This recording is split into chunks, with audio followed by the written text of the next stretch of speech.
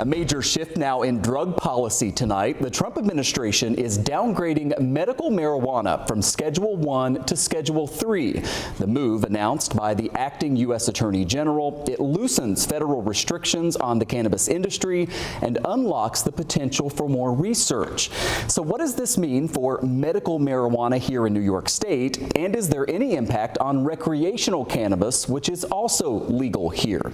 Joe Schaefer is an attorney and general counsel at Vangst, and he joins us here tonight to make sense of this. A big step forward, something that we knew was eventually coming, and here we are.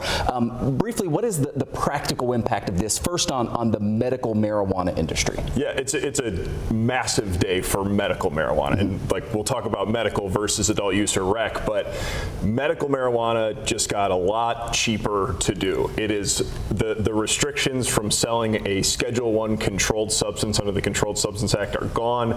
So now we hear a lot about 280E, which is the provision of the federal tax code, which does not allow any cannabis business to deduct ordinary business expenses. That's wiped away. So the cost of doing business really goes down for medical operators, and that's across the country. And so what I think we'll see, taking this a step further, is an expansion of medical programs in existing states, while also, encouraging states that don't have medical programs to maybe think about that. I mean, medical is much more ubiquitous across the United States than recreational programs are. So maybe in states where there's no legal cannabis, maybe that's more of an opportunity to introduce a medical program.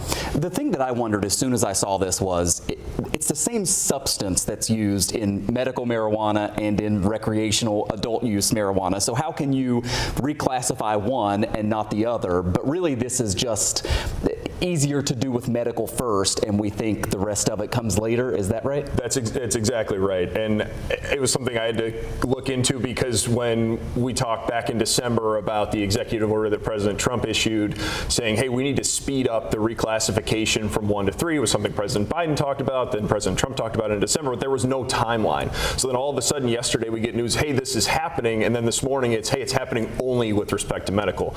It happened based on an international treaty that effectively allows the Department of Justice to skip the whole rulemaking process because medical cannabis falls under that international treaty while adult use does not. So this is not bad news for adult use today. It's just that those folks are going to have to wait a little bit longer. Finally, I think the practical impact for people watching right now who may consume medical marijuana for medical purposes or just adult use recreational marijuana, they wonder how this will impact the price. If you're saying it becomes cheaper for businesses to operate because they get some of those deductions and other things, down the road here in New York, could this mean that things just get cheaper for people to purchase? You would hope. You would think. You would think. It's a great question. I think just because these folks operate at the margins, right? Whether you're a massive medical company or a small micro business that's operating a farm-to-table operation, right, which you have many of right here in Western New York. And so, the hope is that, yes, long-term, this is great for federal drug policy. And if this leads to, better financial regulation and better opportunities, just better margins overall, then maybe this becomes more accessible from pricing and also easier to do business. It's such a heavily regulated industry. Maybe this also allows some of those, folks who had to talk to people like me all the time to not have to incur those costs of doing business as much. And of course, the research side of this. I mean, it opens up research, which is so critical to knowing what the potential is overall, right? Yeah, I mean, you haven't been able to study it. That's the hard part. Is a Schedule 1 substance is high potential for abuse and no medical benefit. Schedule 3 is not that, and it really opens the door for a lot of research, which people have been begging for years, and we have all these medical programs, so let's actually study it and see what this is. Yeah, big step today, more steps to come. Attorney Joe Schaefer knows this stuff really well. Appreciate your insight. Thanks.